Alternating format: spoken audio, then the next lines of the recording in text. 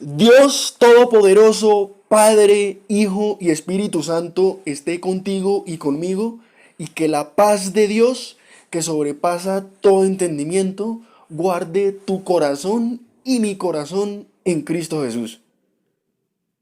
En esta ocasión nos encontramos nuevamente presentando una nueva difusión del Ministerio Evangelístico Cristianismo Bíblico Radical. Y como siempre con ustedes, el evangelista Jorge García. Es de esa manera que te invito a que te suscribas a este canal y actives la campanita de notificaciones para que puedas estar a la expectativa cada vez que lanzamos nuevas programaciones. ¿El purgatorio será una realidad? ¿El purgatorio? Y lo digo a manera de pregunta porque es que realmente es una pregunta que muchos, tanto cristianos como no cristianos, nos hemos hecho. ¿Este concepto es real? ¿Qué dice la Biblia? Pero más importante, ¿qué dijo Jesús? Porque para nosotros debe ser muy importante lo que dijo Jesucristo, ya que Él es el único que ha vuelto a la vida después de morir. Y sus palabras están contenidas en los evangelios. Por tanto, Él es el único que nos puede dar esa respuesta. Pero, ¿qué es este concepto del purgatorio? Pues esto básicamente es una doctrina eclesial católica romana. No es esencial del cristianismo. El purgatorio es un concepto religioso que es atribuido a la Iglesia Católica y que se encuentra dentro de la teología católica copta, y de acuerdo con esta doctrina, el purgatorio no es un espacio físico y se define como un estado transitorio del alma de purificación y expiación. Según el concepto católico, después de la muerte, las personas que han fallecido sufren una pena temporal de pecados no perdonados, según ellos, y que tal vez deben expiar sus pecados veniales no perdonados para poder acceder a la presencia de Dios. Según esta creencia, debido a que todo aquel que entra en el purgatorio terminará entrando al cielo, tarde o temprano, el purgatorio no es una forma de infierno, sino que se afirma que las plegarias a Dios por los muertos, una equivocación garrafal en la celebración de las famosas Eucaristías y las dádivas de indulgencias, pueden acortar la estancia de las personas o de las almas que estén en dicho estado. Entonces, de acuerdo al catecismo de la Iglesia Católica, las penas que se sufren son similares a las del infierno, pero no son eternas. Es decir, que la persona que muere, si murió sin Dios o básicamente con pecados, va a este lugar, se purifica y tiene una opción de ir al cielo. Y se considera que es una última etapa de santificación para poder encontrarse con Jesús. Pero, ¿qué dice la Biblia? ¿Será que esto es cierto? Pues el apóstol Pablo claramente dice que después de que el hombre muere, va a juicio directamente. Que está determinado para el hombre, para el ser humano, morir una sola vez y después el juicio. Y esto se cataloga como algo inmediato y no como algo de estados intermedios.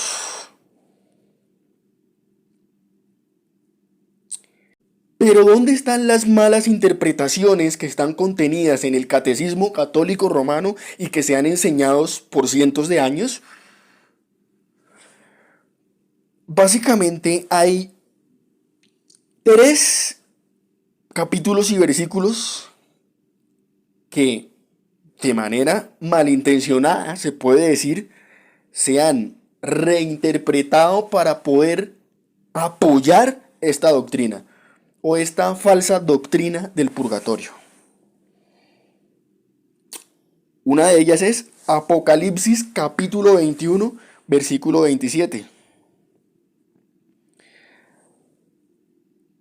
Apocalipsis capítulo 21, versículo 27.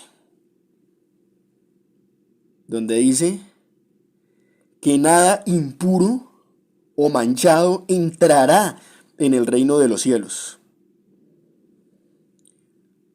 Pero, ¿qué es lo que nos purificó? ¿O qué es lo que nos purifica? ¿Será que después de morir tenemos que ser purificados nosotros mismos? ¿Esto tiene alguna concordancia bíblica? No se refiere a eso. Lo que nos purifica es cuando nosotros aceptamos el sacrificio expiatorio de Jesucristo en la cruz, cuando derramó su sangre y se entregó por ti y por mí. Si tú crees en eso, ya estás purificado. Primera de Juan capítulo 1, versículos del 7 al 9. Primera de Juan capítulo 1, versículos del 7 al 9. Pero si andamos en luz como Él está en luz, tenemos comunión unos con otros. Y la sangre de Jesucristo, su Hijo, ¿nos qué? Nos limpia de todo pecado. Y esto es incontrovertible.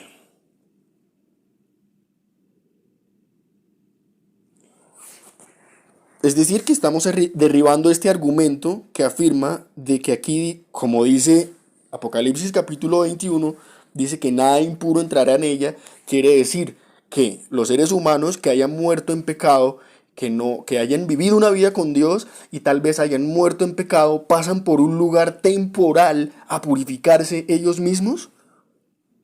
Esto no es así.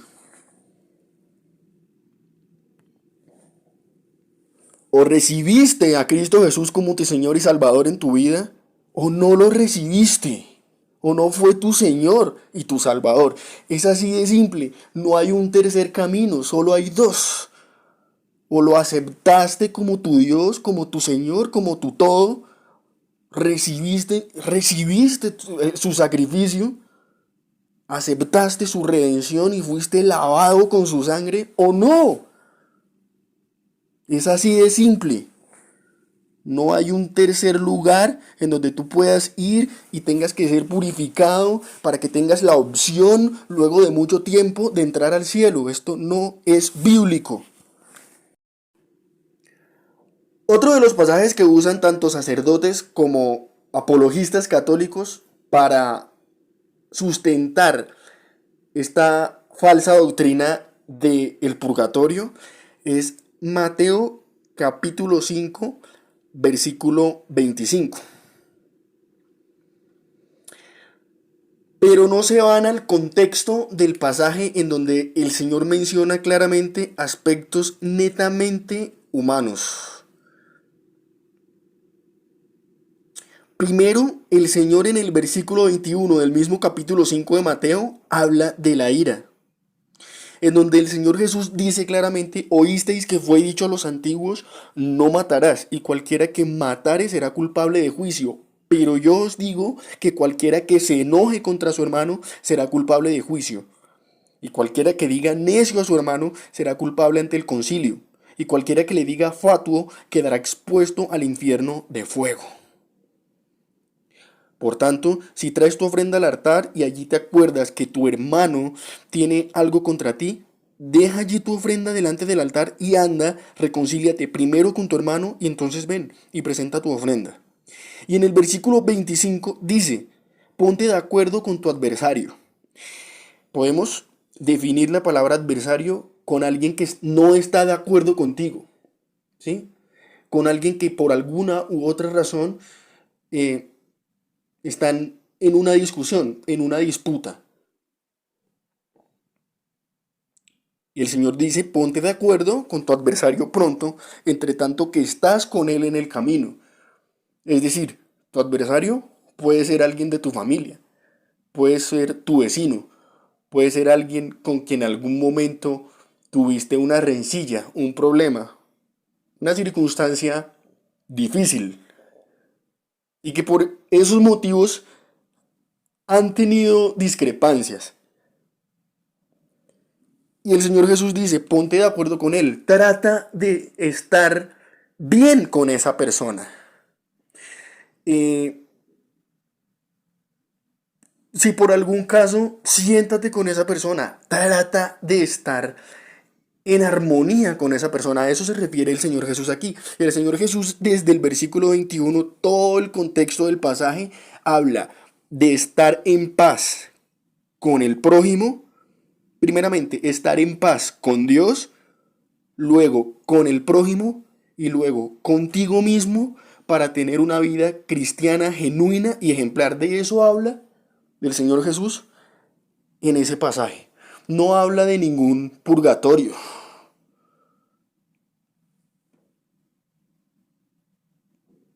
No sea que el adversario te entregue al juez y el juez al alguacil y seas echado en la cárcel. El Señor habla de una situación concreta.